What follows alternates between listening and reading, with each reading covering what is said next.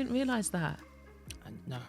I can say to people, I am currently in a cemetery. I've got that question here, actually. We're not out here trying to replace him. Yeah. So I guess it's understandable as to how someone can also lose their faith. I was Guilt, questioning blame. my whole existence. We didn't know he was sick. Do you think you've got through? I don't think I personally have got through. They just lost a grandson. They can't lose their daughter as well.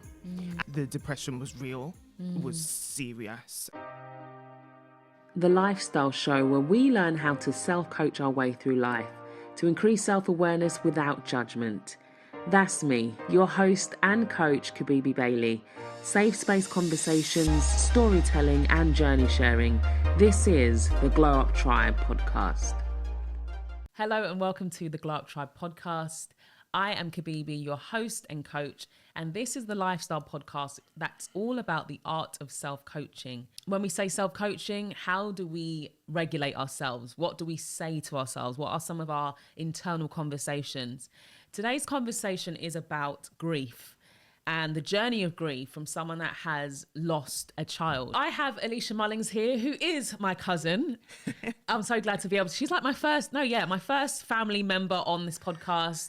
Really happy to have her on. How are you, doll? I'm great, cuz. Thank you. Looking amazing as usual. Thank you. I'm happy to be your inaugural family member on your show. Oh, thank you, doll. I feel blessed and honoured. Thank you. Yeah. So I just want to firstly thank you for, trusting me with this conversation. Obviously, this is, really deep. It's a real experience for you. We're going to find out more, but it's probably still very present for you. I do acknowledge it takes a lot. So when did you experience your loss? 6 years ago. 6 years ago. Yeah, so he passed January 2018. Okay. And it's been a real journey ever since. I feel like I've only just started to come back to myself. Literally last year. To the outside world, I looked very strong and kind of getting on with life, and people would often say, "Oh, at least you're doing so well." To the point where even strangers would never know. Because I'm such an upbeat person, I'm such a happy person. I'm always skinning teeth or smiling, shall we say. And I'm somebody, I kind of pride myself on the fact that I don't wear pain. I don't want it to be obvious. I'm so independent. I don't want to. Have you always been that way? I believe so, but it more so got highlighted with my son's passing. So I've very much learned a lot, not only about myself but life. Very much magnified in the past 6 years. Yeah. And I think it's so interesting because as I was doing my research on, I guess, people that lose children, I've got some stats here. I couldn't find the UK, but this is just an example of, it's not common at all, and it's not meant to be the case. So I've got here, by age 60, 9% of Americans have experienced the death of a child. By 70, 15% of American parents have lost a child. By the age of 80, 18% of American parents have experienced the death of a child. And we compare that to, I guess, the other way, children to parents. An estimated 46,300 dependent children 0 to 17 are bereaved of a parent each year. That's 127 children newly bereaved each day. And so as much as those are stats, I think even those last stats are probably UK. And then obviously I spoke about the US, but it's still just a kind of a highlighting of it's not the norm. And so it's such a rare thing. And especially at your age now. So, 6 years ago, what age were you? You're going to put my age out on blast. Sorry. It's just to get an understanding if you want to share, or you could even say mid-30s or... Oh, yeah. I'm 41. You're 41 now? I'm 41, so I had him when I was 35. Okay. Okay, girl. Okay. Oh, but even just looking at that, the stats of what I've just said, by age 60. Yeah. So you were talking much later on in life, people experiencing such, losses. And so I've got here, the loss of a child violates accepted norms that associate death with older age and severs the strongest human bond, that of a mother and a child. How have you How have you got through? Do you think you've got through? I don't think I personally have got through, and this is where I'll get real spiritual, because none of it has made any sense to me in my humanity. I would say it's definitely, whether anyone else subscribes to the Most High, God, whatever label you want to give, I would definitely say the Most High has got me through this situation, like this whole thing. I can definitely say it's, you could put it as a testimony. It's very much highlighted my relationship with the Most High. Like, it's not even a theory. It's so real to me, because I don't know. There's no strength in this. There's a deeper strength that's come from a deeper place. Yeah, I can't even put words on it. Yeah, it's not me. So for me to say how I got through it, I don't know how I got through it, because the Most High is carrying me every second of every day through this. Because I don't have my own strength for this. If I kind of step out of myself and look at it, or if I see another person with the same situation, I have to remind myself that's my reality as well, because there is literally a detachment. I feel so deeply sad and hurt for other people. It's like, for example, as just to tie into your stats that you just said, my dear friend, I call her my London mummy, because she's literally the same age as my actual parents, but I just love her so much, and she's, you know, a more mature woman to me, but yeah, still she's a dear friend. She lost her son last year, and he's a year older than me. And when I was a mess at his funeral for her, because not only do I wouldn't even say understand, overstand what it feels like to bury a child and your son. I just felt it so deeply for her. She had to console me and calm me down at her son's funeral. She's like, Alicia, I'm okay. Alicia, I'm okay. And I'm like, I just felt it.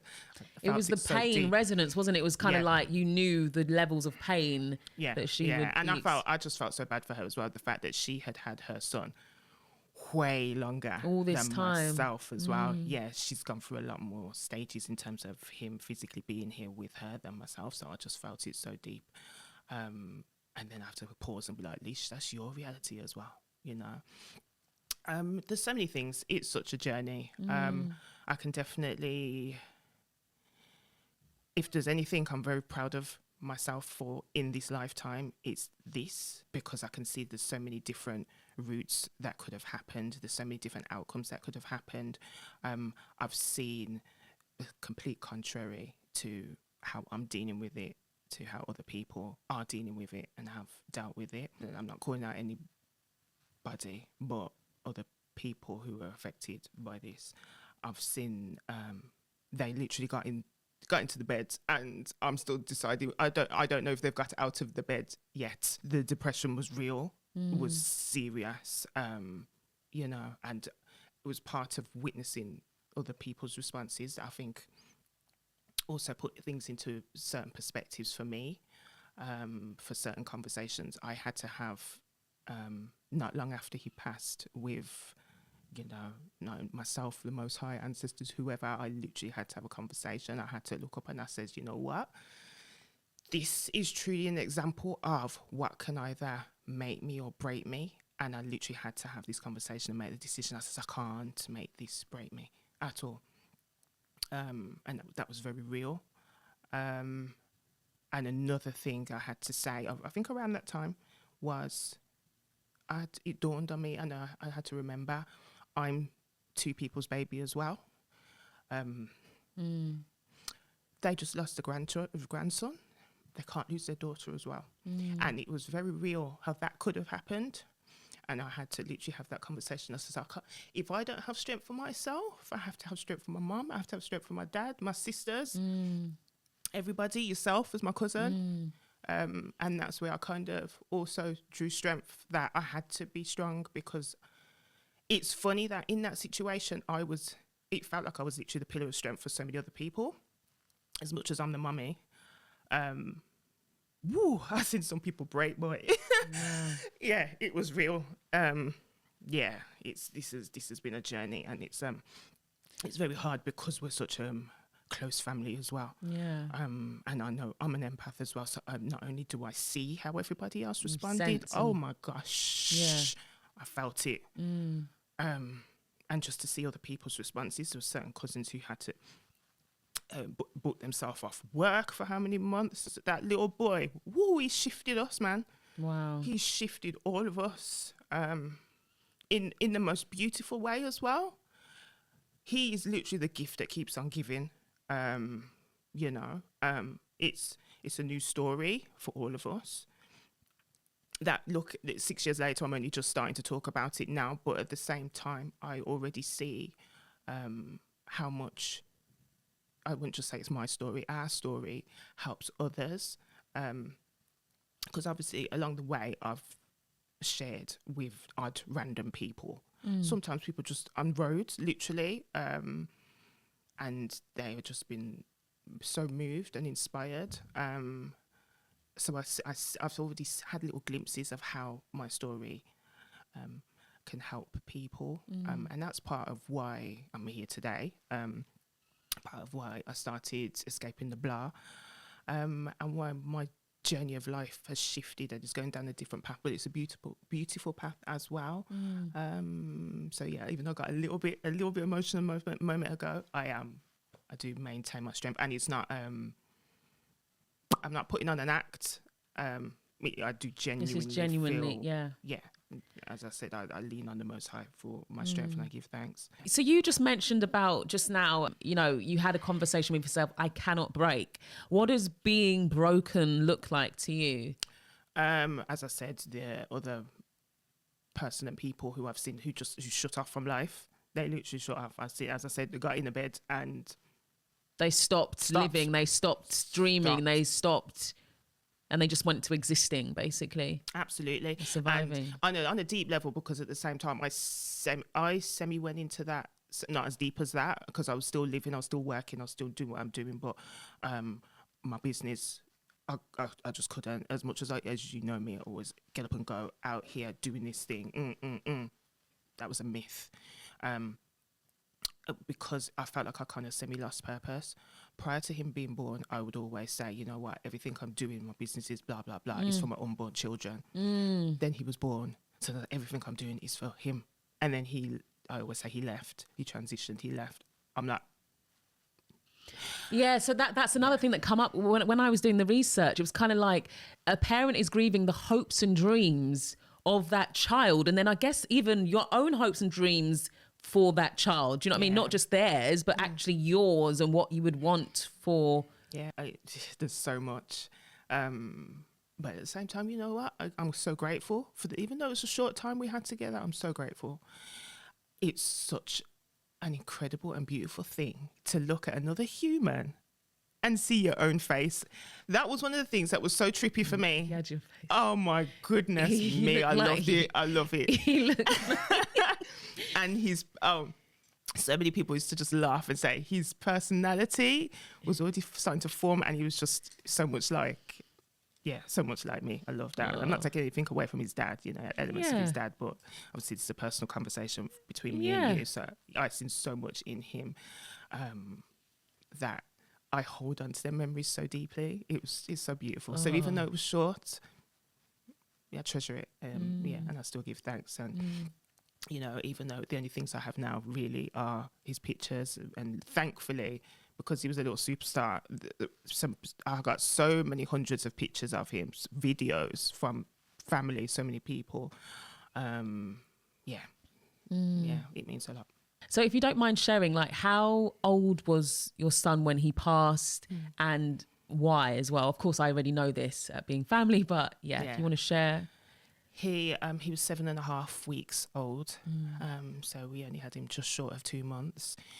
We didn't know he was sick at all. We didn't know he was unwell at all. He was he presented so healthy, so forward, so bright. And as I said, his personality was coming through so quick, and he was developing really fast. And then literally one night he just took a bad turn, and he didn't make it.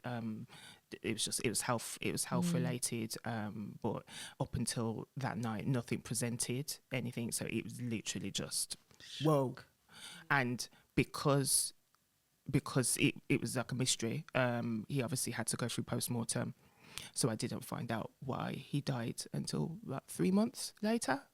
So the torture of them 3 months was horrendous. And as Questions a mum, upon questions, I was guilt, questioning blame. my whole existence. The amount of things that went through my brain was unreal. And I stalked the coroners, the way I kept emailing them. Like, when can we know? So it was health related. So you obviously mentioned your faith, obviously, which hits home for me as well. I mean, faith for me is strength as well. I guess it's understandable as to how someone can also lose their faith in something like this, right? Absolutely. Because when you're in a space of asking so many questions,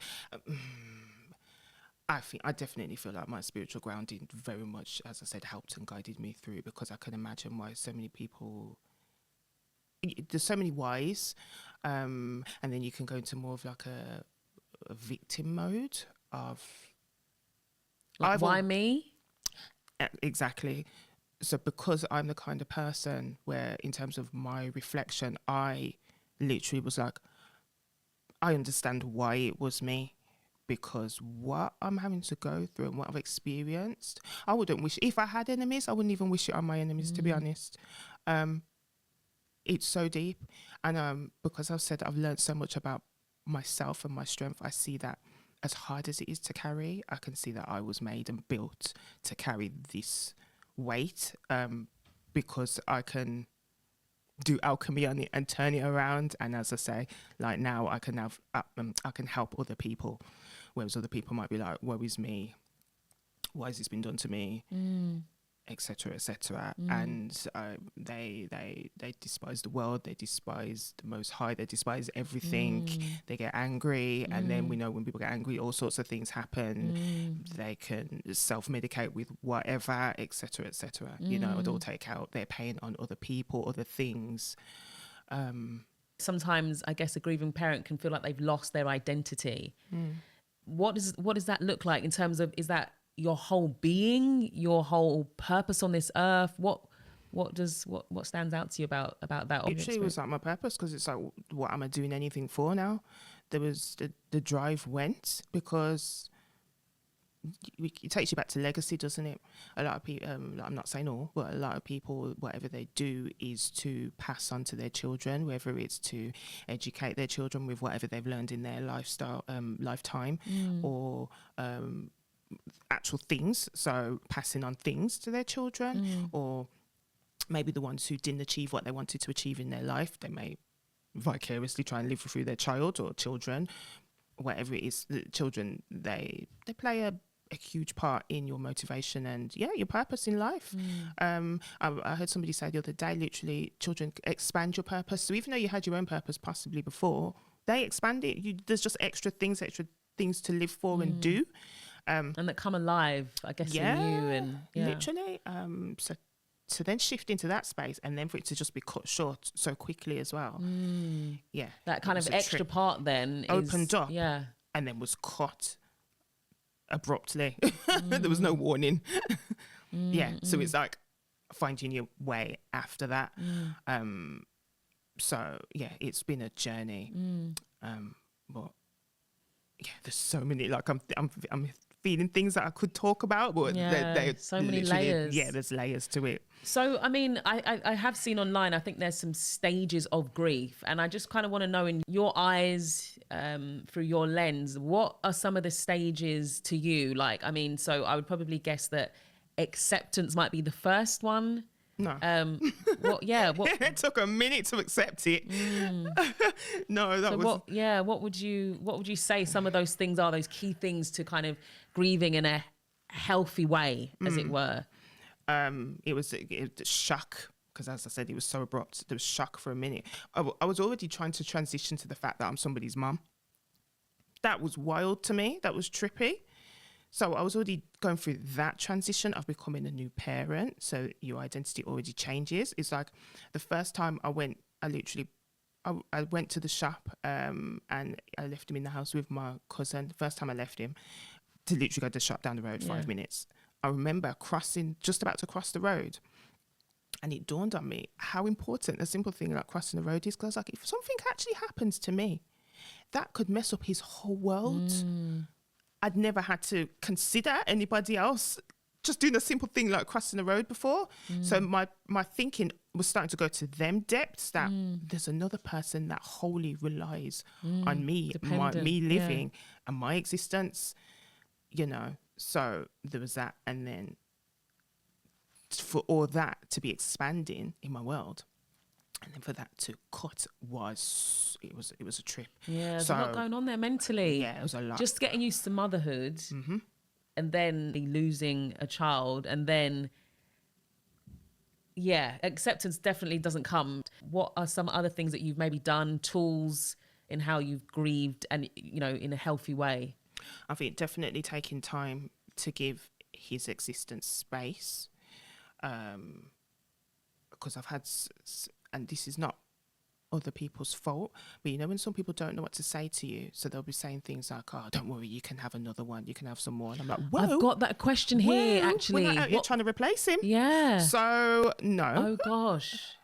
And when I step away from it, I get it in terms of it's just not appropriate. Trying to bring some comfort, yes, but obviously it's like... just not.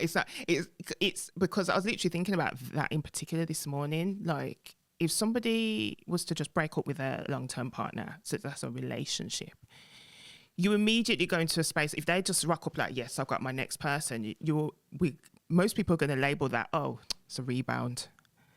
But yet still people, so therefore it's so interesting. I've got that. Yet still with your whole child, whole human loss, and I'm a mother, so it's not like I made him within this vessel, literally. So there's no detachment. He was only here on earth because he came through me. I'm the door. So to then be like, oh, don't worry, you can have another one.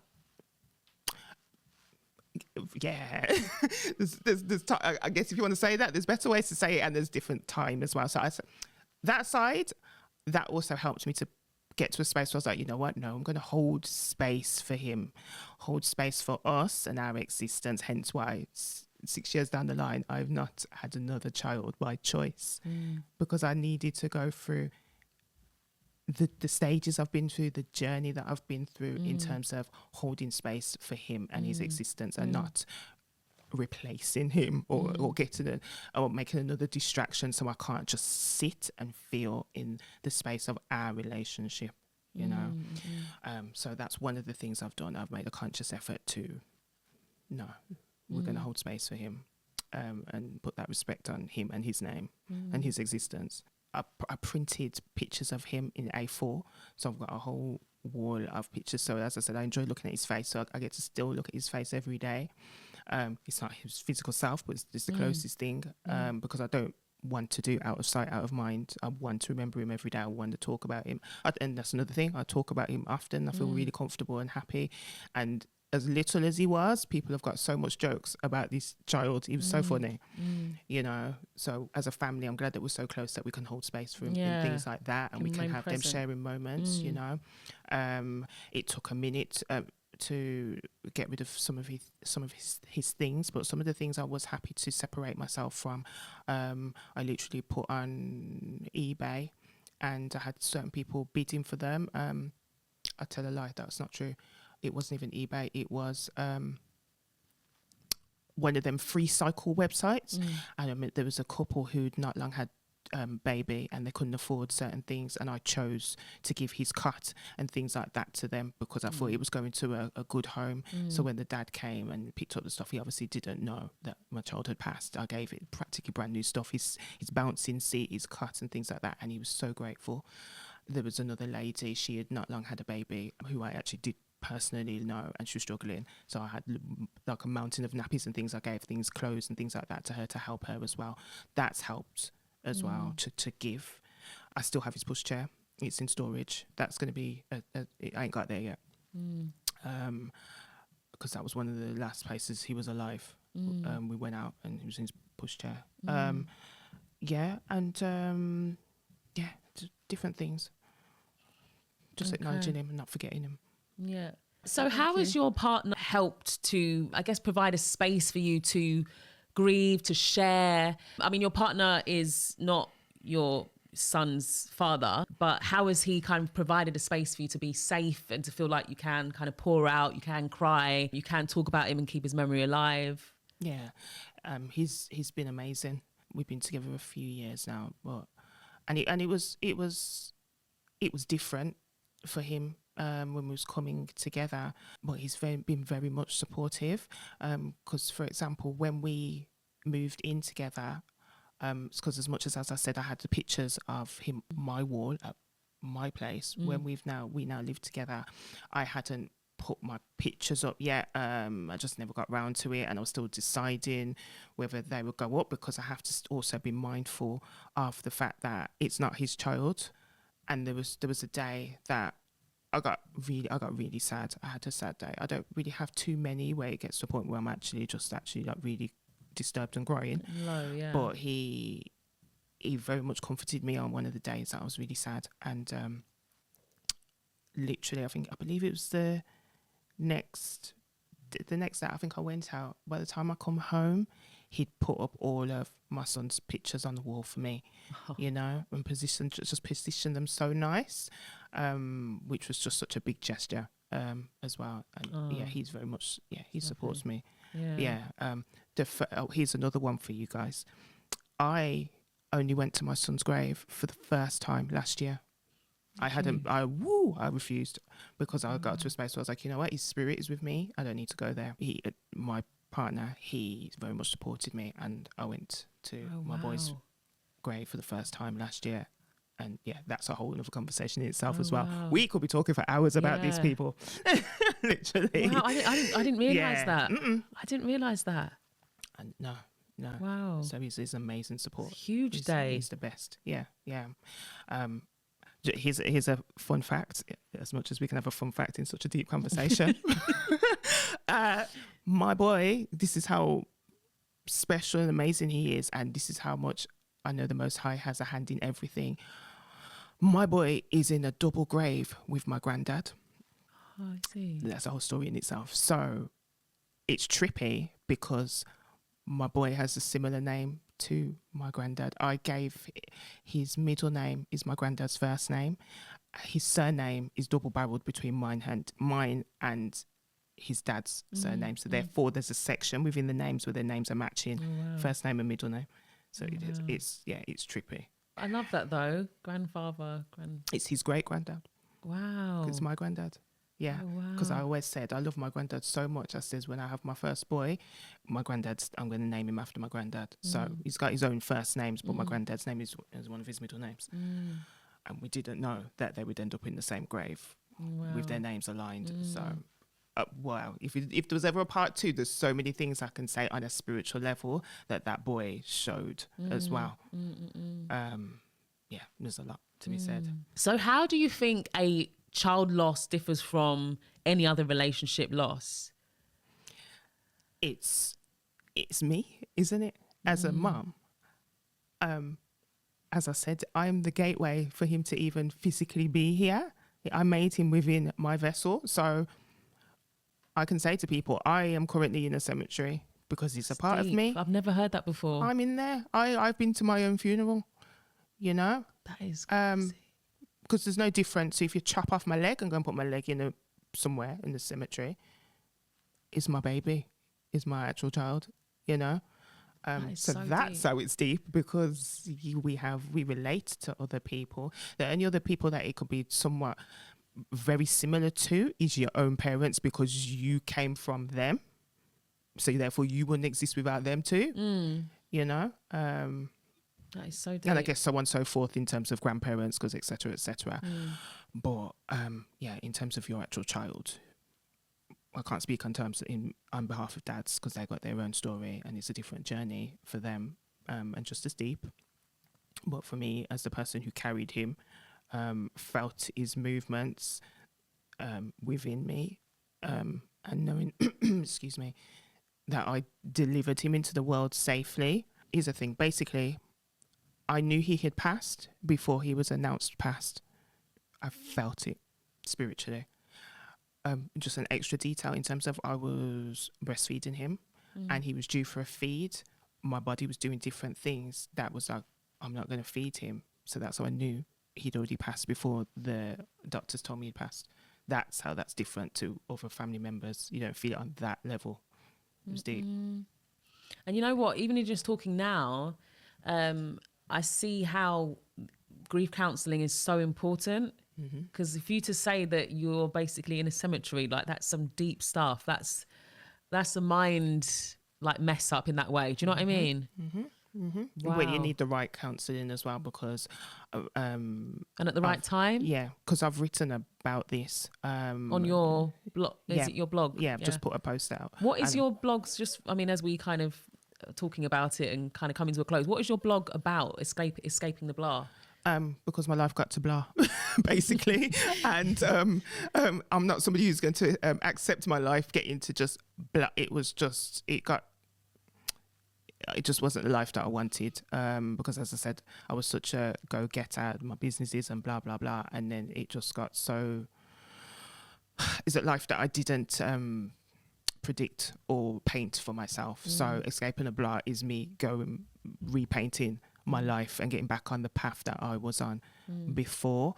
So it's me doing a journey of just getting back to myself, my creative self, getting back to business, but also sharing this story and helping other people who are in their own version of blah, whatever that looks like. So just giving support and advice for different things and talking and escaping the blah has just been so incredible for me. It's shifted me into a space of becoming a writer.